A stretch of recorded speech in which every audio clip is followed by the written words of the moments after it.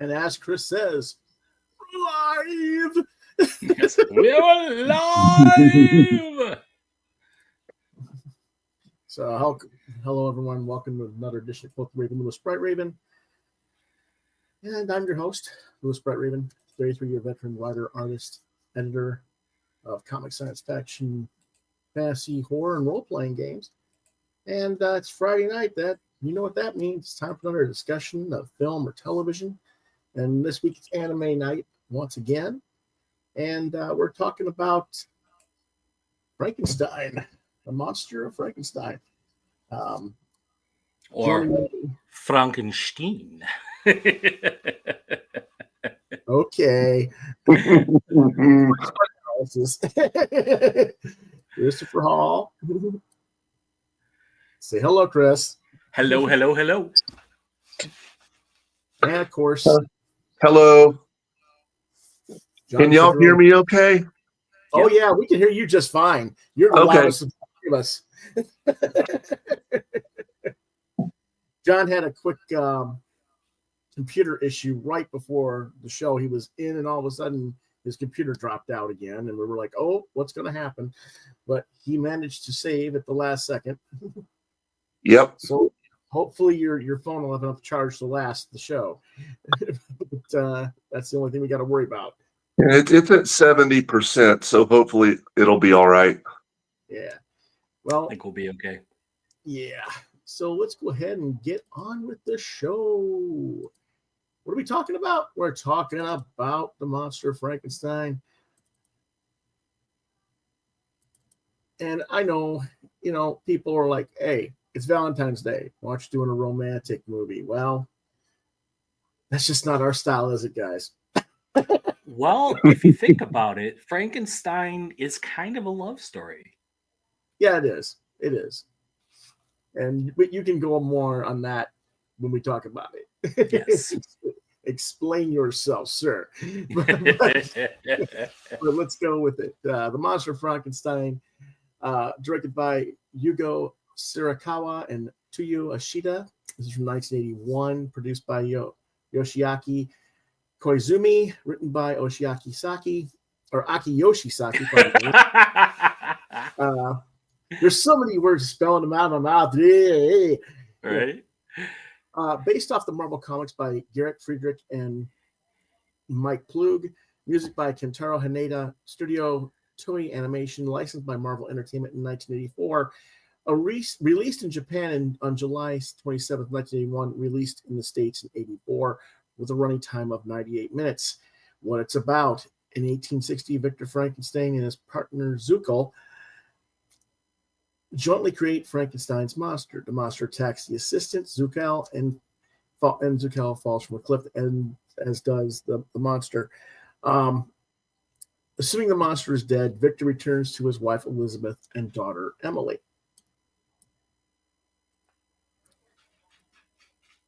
A police inspector named Bilbo,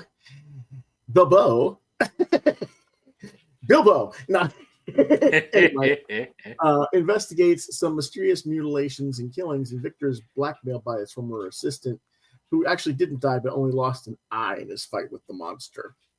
Victor grows more and more paranoid, thinking he's going to be found out for what had happened. He's having terrifying nightmares about the creature, believing the creature to be pure evil. Why is the creature pure evil, you say? I have no idea. Um, the monster, however, survived his fall, and he's stolen some clothes and food from the villagers. And unfortunately, he killed those people in his confusion, including Zuckle. So see, there you go. He got killed anyway. Victor's daughter Emily, in turn, is spending time with her grandfather, a wise blind man who warned his son Victor about his experiments. When the monster finds his way to his grandfather's to her grandfather's cabin, however, the monster becomes good friends with Emily and the old man because they can see that all he wants is to be loved, and they give him the name Franken. Or Franken. Which would you say they gave him, Franken or Franken? I think they called him Franken. Franken. Yes. Victor wants to rid himself, however, of all the evidence of all the experiments so he doesn't go to jail because he's a bad boy. So he decides to hunt the monster down and shoot him. In the meantime, from Emily, the monster learns about God. When a fire breaks out in the woods, Emily's mother is killed, and Frankie can only rescue Emily's grandfather. When Philip tries to shoot Franken, he is accidentally killed by the monster in turn. And my camera is glitching, isn't it? That looks fine to me. Okay. Something was going on here. All right. Okay. Emily thinks Franken did it on purpose and shoots his hand, and then Franken is once again all alone because he thinks nobody loves him again. Then he runs away and seeks refuge in a church where he gazes upon the crucifix and notices that both Christ and himself have a hole in their hands, and he breaks into tears and begs God for forgiveness. Victor believes that his creation killed his wife, and he goes to the church and finds him in the church and tries to destroy him, but Franken escapes. The grandfather tells Emily that it was not Franken's fault that her mother died, and so she sets out to find him and ask for forgiveness and make amends. In the mountains, Inspector Balbo and his police force open fire on the monster, but Emily comes to his rescue, and for the first time, Franken speaks her name. Tired of a life he never wanted, Franken commits suicide by throwing himself off of a cliff, and Victor, driven mad by all the terror that he has caused, shoots himself in the chest because why would you not just be a complete putz? Inspector Balbo visits Franken's grave later, and the red scarf Emily gave the monster blows away in the wind, and Emily now lives with her grandfather, who survived the situation, shall we say. So that's what it's about. What do you guys have to say about it? Let's start with Chris. So if you did watch Dracula, this movie is a complete 180 from that movie. It is so much better. I have to ask, did was this one officially licensed by Marvel? Yeah, they licensed it in '84. Okay, so that's probably why they did a better job with it. The story's fantastic. The animation is good. There's touching moments. There's funny moments. It's just, I don't know. It's just an all around better. Come on, Kitty. It's just an all around better movie. Yes, it's the guest appearance of Kitty because he's afraid that Midnight might be getting right.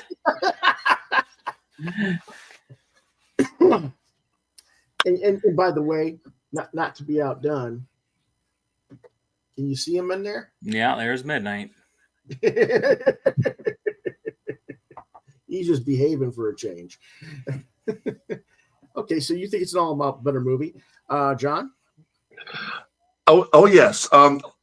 After watching Dracula last week, I went into this movie with very, very low expectations, and this movie was so much better. Which, granted, it wouldn't have taken much to be a better movie than Dracula,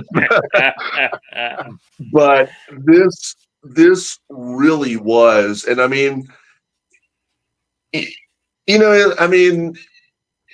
it's type of thing like, okay, you could say like it wasn't the smoothest animation I've ever seen in my life, and you could say it the ensemble voice acting was okay. It's like the type of movie you could nitpick about if you wanted to, but compared to Dracula, this movie is a gem. Um, It's like a Okay, cold and glass of water. guys. We know Dracula sucked. Let's move on. See what this movie. so, but this one, like I really think its heart was in the right place, like story wise. And I like that. The the violent scenes were just graphic enough to get the point across, but I don't think they were overdone. Um, there's the two what I will call Godfather moments, um, involving Lucky the dog and a horse. Um, Mm-hmm. but like I felt the graphicness wasn't overdone.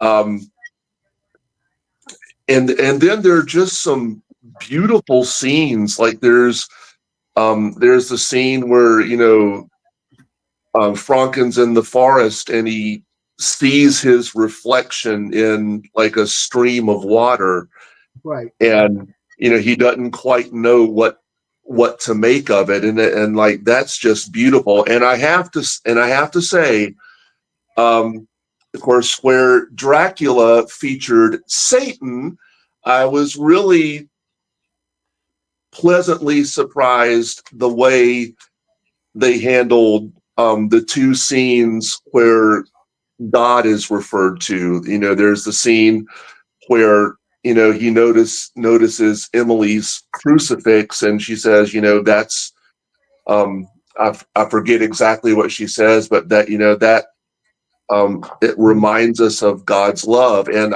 the scene in the church, like that was my favorite scene. I thought it was beautifully done, and it was done in a way that wasn't preachy at all, and I really appreciated that. Yeah, it was done with a very childlike um, viewpoint. Mm-hmm. Um, childlike. Yeah, I guess that's a fair word. I was thinking more innocent viewpoint. Yeah. Okay, yeah, Because when I say child, I mean, because Franken really, even though he's not like a full formed adult mind in a way, he is childlike in certain ways because of how he was created and stuff. I don't really perceive him as a child's mind in this. Does that make sense? yeah, yeah, Yeah. And I mean, I can see where you're saying child's perspective from Emily's point of view, obviously, but I think it's just more of an innocent and straightforward rather than a cynicism that we're typically used to seeing religion treated with in film. yeah. Would be a better description. Okay, now here's what I thought. Loosely based on the original novel by Mary Shelley and the Monster Frankenstein series by Marvel, as adapted by the 3-issue retelling of the original novel by writer Gary Friedrich and artist Mike Plug.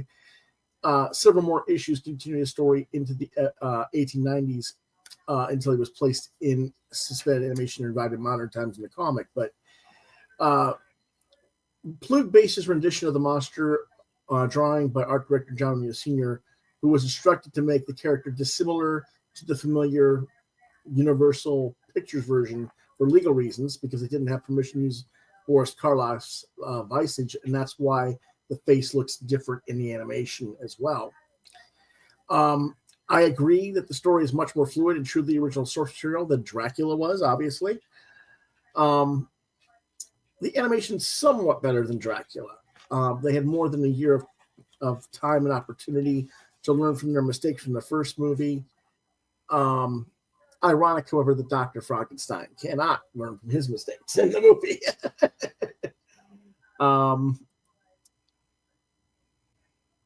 It's kind of a situation where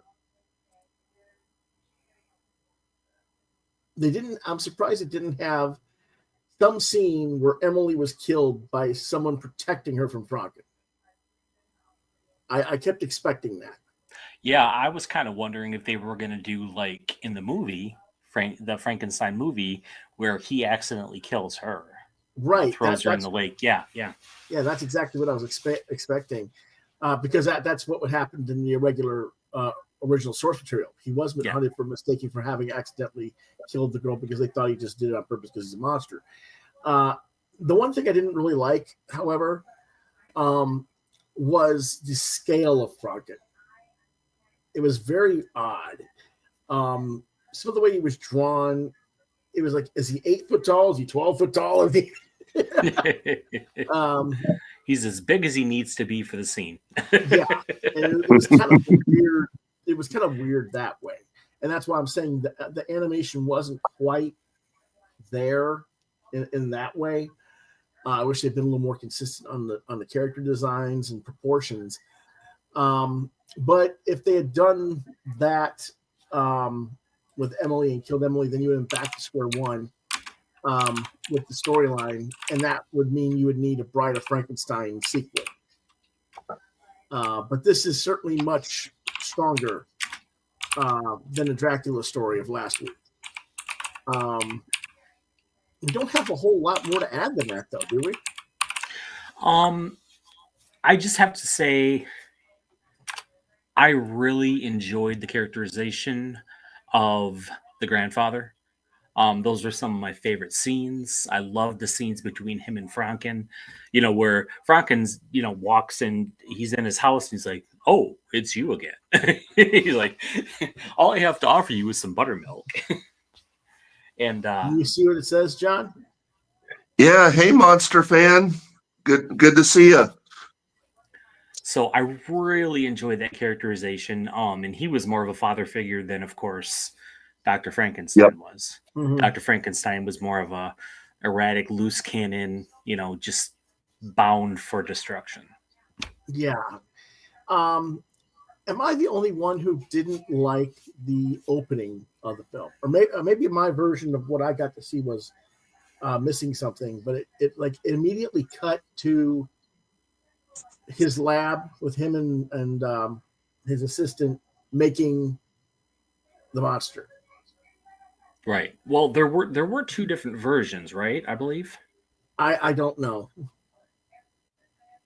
Well, what I'm getting at is, as far as I know, they didn't go into his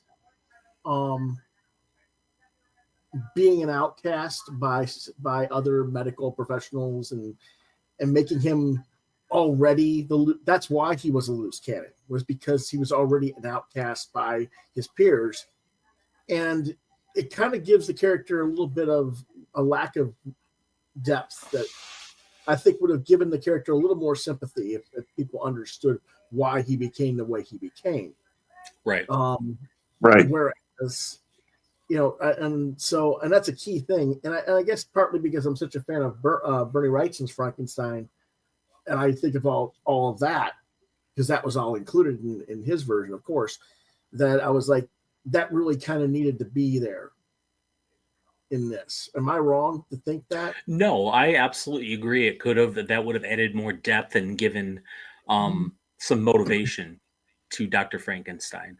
But I understand they probably did it, for time wise and budget, and had to cut to the chase. They could have added maybe 3 minutes and got it across very quickly. Yeah. They didn't even have to do animation. They could have just done still scenes with him doing an over. What's the word, John? Voiceover. Yeah, thank you. Voiceover. For the past, about while he was working on the creature or something, to get that across. So, maybe we'll have to do the Raven cut. No. I've done enough animation. I'm not yeah, I don't know. One of these days we'll think about it, but I don't know. But yeah, So, Lewis, I haven't really read the comics. So, did this stick at all to the storyline in the comics? well, Friedrich and Plug's version is very um, true to the original novel for the first 3 issues.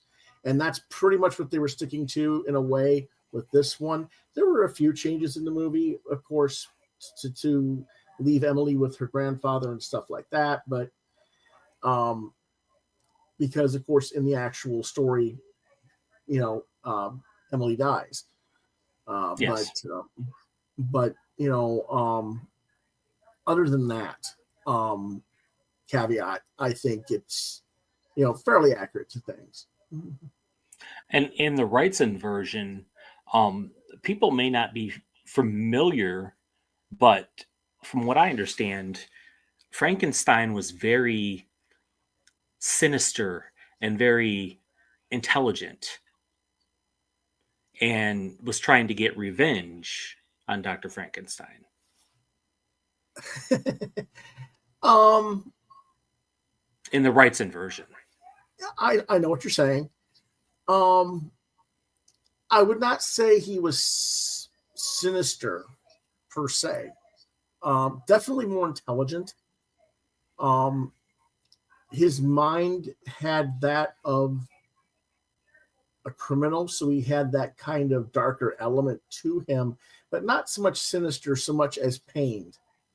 Um, Definitely wanted revenge. He was not brought into this world. He didn't ask for this, and of course, to be betrayed by the person who made you and want to kill you and everything else, and everybody chase him away.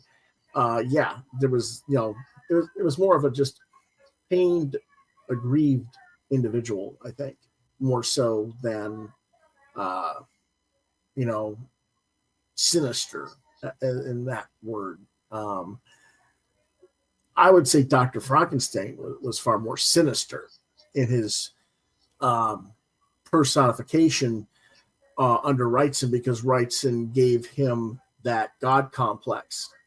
Mm-hmm. Was Yep. in there in Shelley's work as well, the original novel, and he played that well to the hilt. And then, of course, Dr. Frankenstein, um, had the guilt complex because he failed and learned, okay, well, I'm not God and I did all this and I've got to make amends. Well, making amends is not to erase the mistake by killing it. Right. It's by admitting you made the mistake and helping him be something, But unfortunately, there's a lot more to that story, and we'll have to visit that at a later date when we actually visit Frankenstein. We can actually revisit the classic movie again, because we have talked about the movie before in the past, but compare that with Rights, and we can do that in October. Just remind me. That's a good idea. Yeah. And I always find it interesting the the pretty vast differences between how he was described in the novel Mm-hmm. and how he looked in, the Boris Karloff movie. Yeah. Well, Because he had long, black, greasy hair and right, and was if you look at yellow and the Wrightson descriptions, the depiction of Wrightson's book. I don't know. Have you seen the Wrightson Frankenstein book? yes, That is the more accurate description visually of the character. But for obvious reasons, they could not have him walking around half naked half the time right, in a movie. And even if you could do a really good um, sizable person, because Karloff was not a small man, but even he had to wear platforms as Yep. as the monster. It just wasn't something that they could do without covering him and making it look, he wouldn't have looked as threatening without that look, Right. and menacing. So, I think that was more of a plus. You're talking about how Hollywood and how social norms were at the time as well in America. So, I think that has to do with how those interpretations play as well. Yeah, good point, Monster Fan. Yeah, Peter Cushing's portrayal as a doctor is definitely malevolent in the Hammer series, and I agree. That's a very accurate point. But Cushing tends to play darker, malevolent characters in a way. Well, especially in the Hammer movies. I mean, he was always, Well, doesn't he play Van Helsing too in the Hammer? Yes, he does, but he was still like very crazed. Yeah. So, like Anthony Hopkins played a very crazed, manic version. Yeah. But so you watched this twice this week. I did. Chris. Well, no, I watched it again this week, and I watched it the week before. So. Oh, okay, that's right. You watched it with Dracula side by side, and then you watched it again this week to refresh. And you liked it better the second time around. I did. I enjoyed it even more the second time around. It was just a really solid movie. It didn't. I mean, there were still those trappings of anime that I didn't care for. The over explaining existential BS stuff. But with Frankenstein, you kind of got to have that in there because that's what it's all about. It's all about, does man have the right to, create life like that? Mm-hmm. And who's the real monster? Yeah, right. Yeah. It's a much more philosophical and intellectual piece than what Dracula was. That's for certain. Very nuanced. Yes.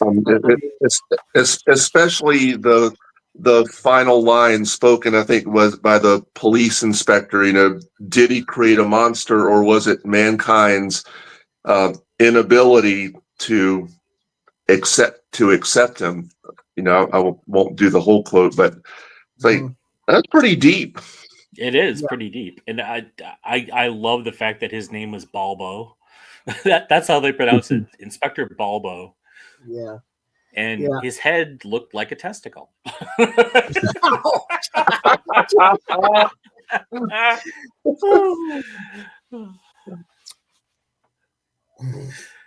Yeah, the inspector I thought I got you away with that with the Bilbo reference, but I should have known you'd go there. No, the inspector was very, they portrayed him as incredibly clever. When he's doing the questioning. Yes, he was not Clouseau, that's for sure. No, he was very clever in his questioning, and it was just a great portrayal. Yeah. Okay. So, what do you rate it, Chris? I would give this a 4.5 out of 5. A 4.5. Okay. I did not hear back from you in time, so I gave it. I thought you said 5 out of 5, but I'm sorry. But just to correct, so it's 4.5 out of 5. Just because of the anime trappings that I don't care for that were in it. Okay. All right. John, what was your rating? I gave it a 4 out of 5. Okay. I'm gonna be the spoil sport. Oh. I think it has to do with just that I was watching it in somewhat of a rush. I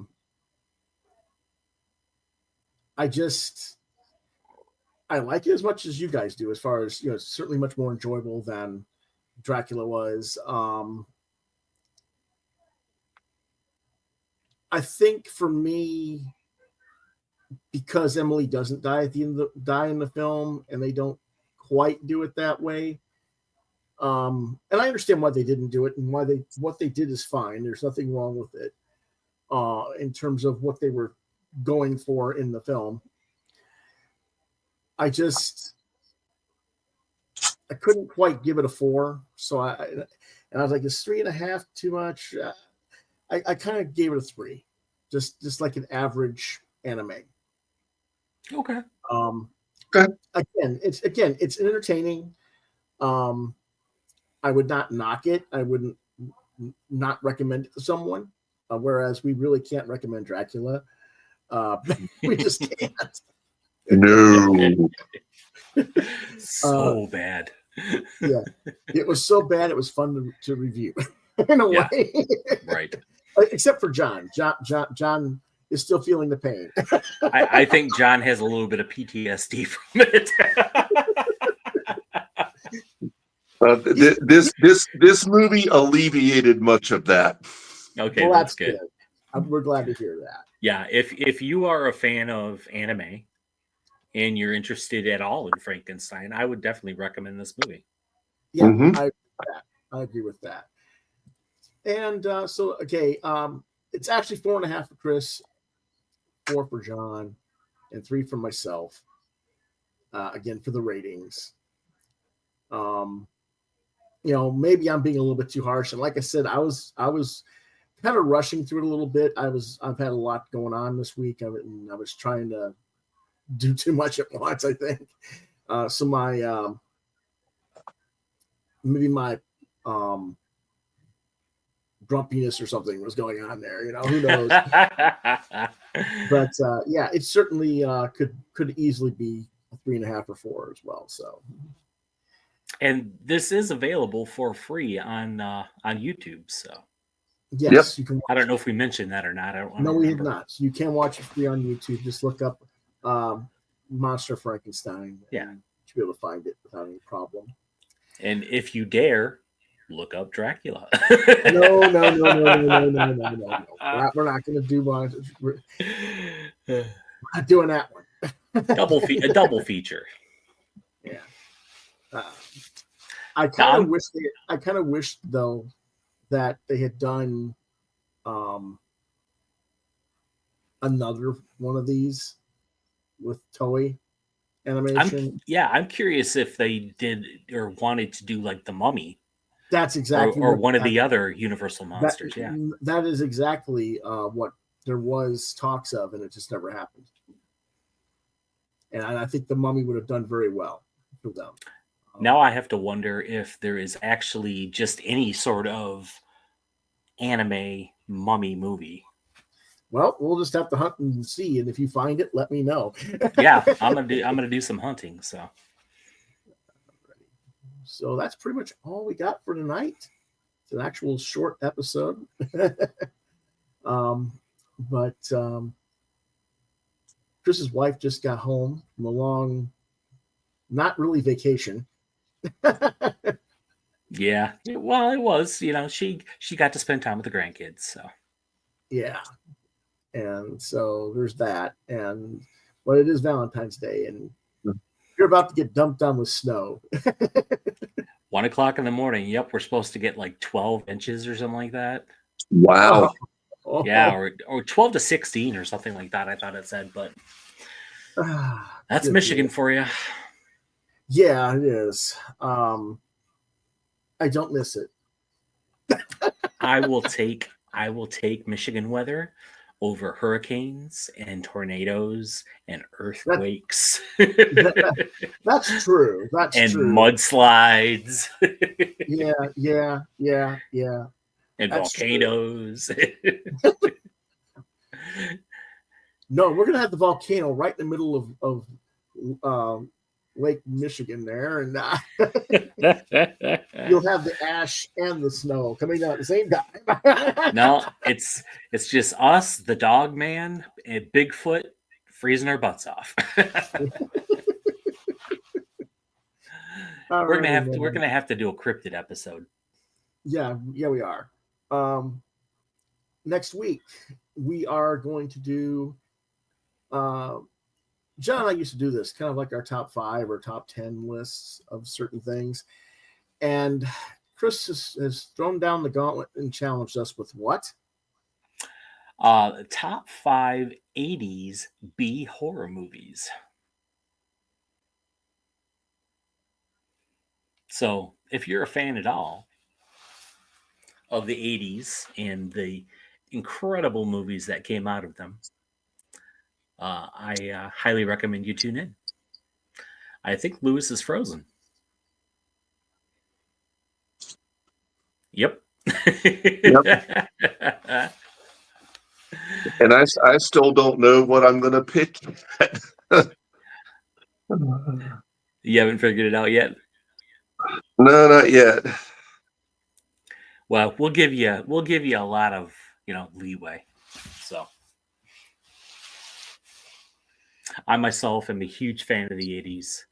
I grew up in the 80s, discovered 80s horror in the 90s. So just so much to pick from.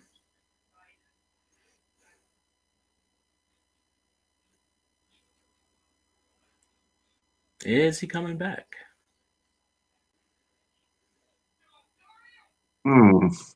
So how do you feel about a cryptid episode? I mean, it'd be cool. I mean, I don't think I would be able to contribute much information to that episode, but so I really don't know much of anything about cryptids, but I could learn something. Sorry, guys. My internet cut out for a few minutes there. That's all right. We kept it going. Yeah. We feel you. Yeah. So yeah, it was kind of a weird thing there.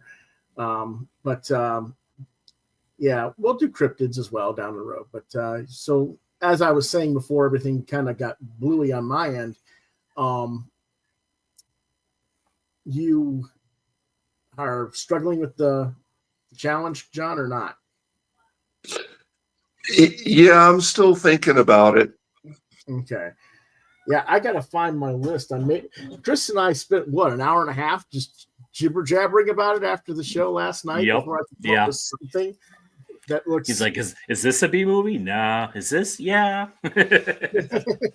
Yeah. Well, just because to me, it's like I don't know. Well, you got a week and to scan Tubi and YouTube. Yeah, that's about it. But we'll see what he comes up with, and hopefully we won't disappoint. Hopefully, it'll be interesting to see what we come up with. But I guess that's it for tonight, then, gentlemen.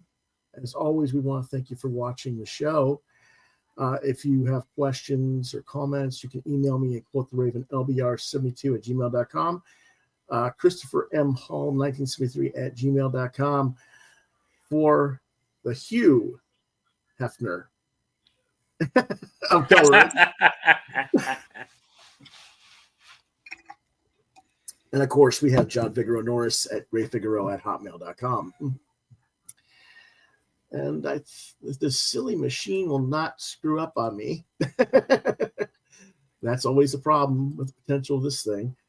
But until then, Monday, I will be back with manga night, Monday manga. And I don't know if we're going to do it at nighttime or early afternoon, but we'll be reviewing the comic series Poetry of Ron, our manga series Poetry of Ron.